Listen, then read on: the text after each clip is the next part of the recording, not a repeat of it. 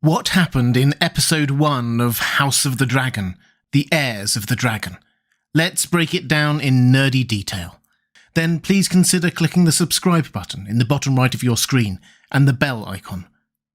The episode opens with the Great Council of 101 AC, around 200 years before the start of Game of Thrones. The Targaryens are at the height of their power.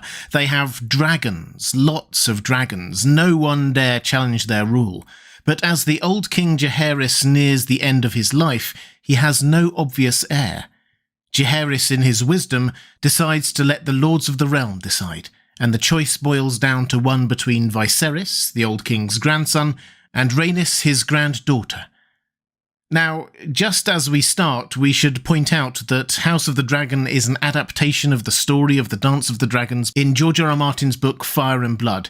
It is, so far, a pretty close adaptation, but there are some changes and additions. This is one of those changes, for example. In the books, it was not Rhaenys, but her son Laenor who was up against Viserys.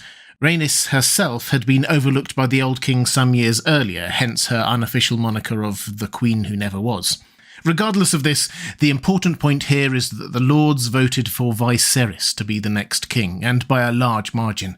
This was important not only in that it put Viserys on the throne, but also because it established a precedent, in the eyes of some, that a woman could not inherit the Iron Throne, nor could the line of inheritance pass through a woman to a man, just sons of sons being kings.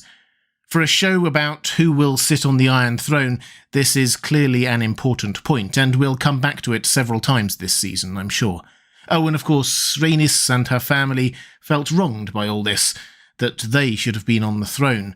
They accept the results, but the resentment is there. In the first of what will be quite a few time jumps this season, we then move forward 9 years. Viserys is now on the throne. He has one daughter, Rhaenyra, and his wife Aemma is pregnant. All is well. Rhaenyra is a dragon rider and is close to Alicent Hightower, the daughter of the Hand of the King. We see her land Syrax, her dragon, at the Dragon Pit. This is the same huge construction we saw as a broken ruin in the last couple of seasons of Game of Thrones, but here it is still fully operational as a home for the Targaryens' dragons, complete with dragon keepers with big sticks. Rhaenyra spends some time reading and learning with Alicent in the Godswood at the Red Keep, intriguingly complete with a weirwood tree which wasn't there by the time of A Song of Ice and Fire. Perhaps we'll see what happened to it in this show. And also as cupbearer to the king and the small council, allowing her to learn about how to run the kingdom. The three main items of business, to start with, seem to be the establishment of the Triarchy and their attack on the Stepstones. This will be important later in the season, so they're just establishing what's going on here. A tourney that is being organised to celebrate the birth of what Viserys is sure will be a son.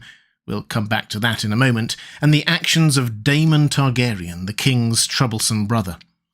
Daemon is quite a character. George R. R. Martin wrote about him that in his day there was not a man so admired, so beloved, and so reviled in all Westeros. He was made of light and darkness in equal parts. To some he was a hero, to others the blackest of villains.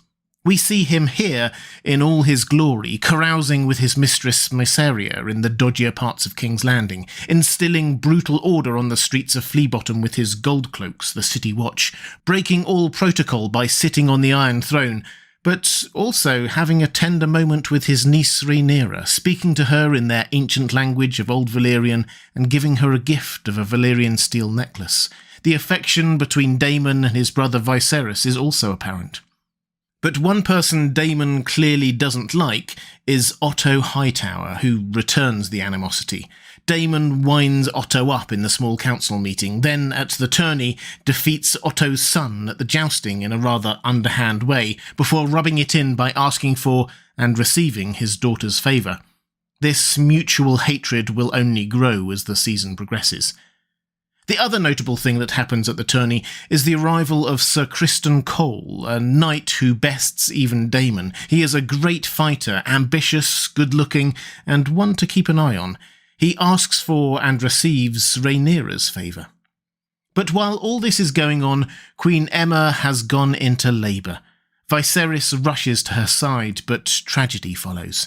Viserys has to make a terrible decision and opts to try to save the baby's life, letting his wife die. You can see how it breaks his heart, particularly when the baby, a son, dies soon after. Why did he choose that option?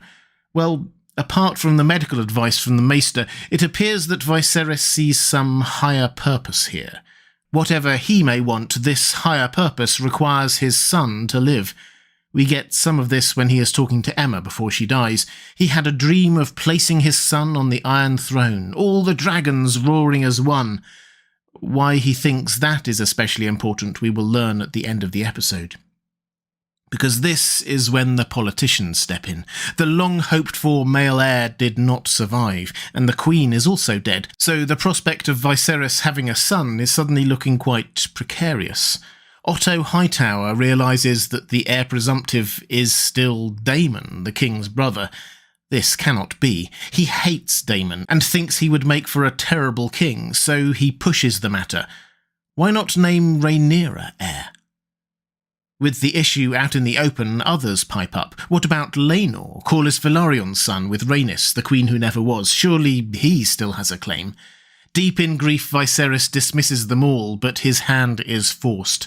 Daemon, subdued and pensive, drinking in one of the seedier parts of town, is coaxed into making a toast, which he does to the heir for a day. Otto gleefully reports this back to the king. His beloved brother mockingly toasting Viserys' dead son and glorying in himself staying heir. Intriguingly, we don't actually see Daemon make that toast, so we don't know how he did it. Was it mocking, or was it heartfelt?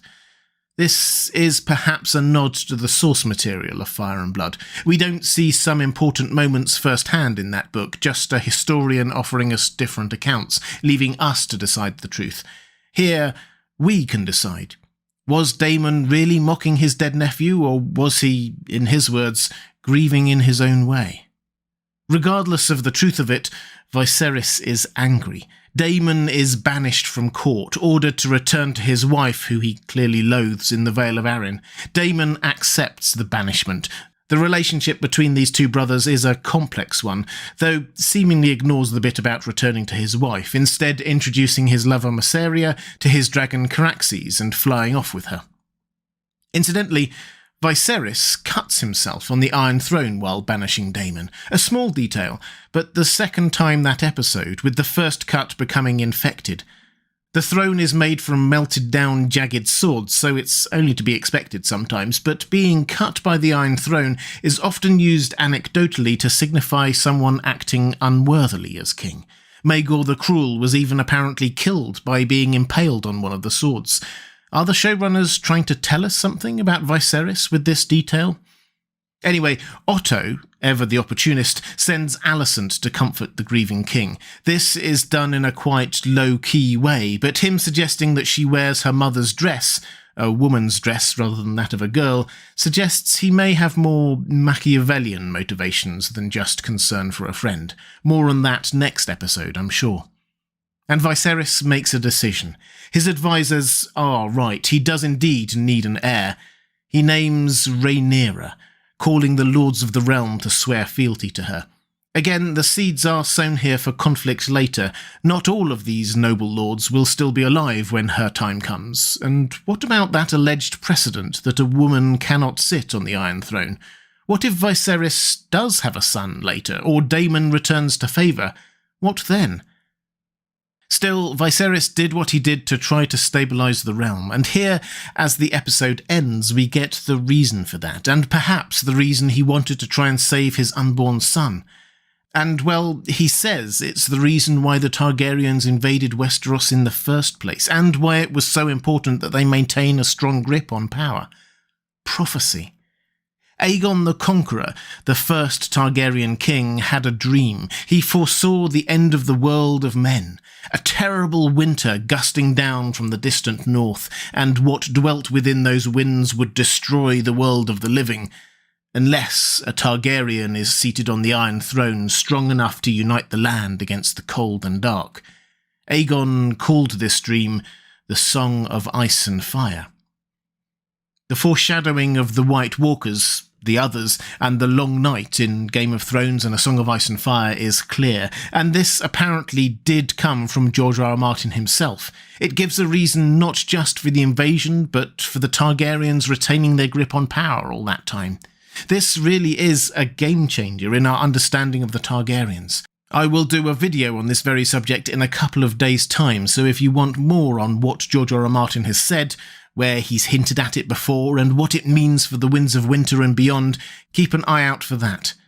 For now, though, Viserys gets Rhaenyra to promise him to carry and protect this secret as heir. The episode ends with the Lords pledging their loyalty to Rhaenyra, the new keeper of this secret. But will their vows hold? But what about you? Was this episode all you'd hoped for? And what did I miss? Let me know in the comments below. I'll be covering House of the Dragon in full all through the season. If you want more House of the Dragon videos, please click on the link on the left of your screen now. Or to make sure you don't miss anything, please subscribe to the channel by clicking on the link on the right of your screen, then the bell icon. That's all for this time. Thanks for watching. I'll see you again soon.